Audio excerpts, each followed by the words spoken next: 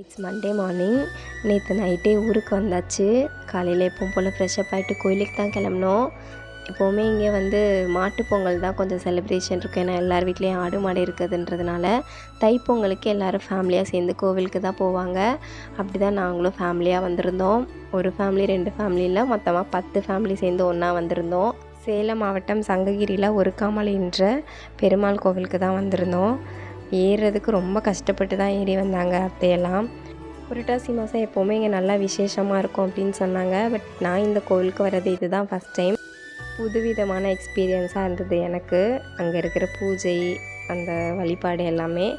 ஒரு பாறையை மட்டும் செதுக்கி அதுக்குள்ளே சாமியை வச்சு தான் வழிபாடு பண்ணிட்டு வராங்க.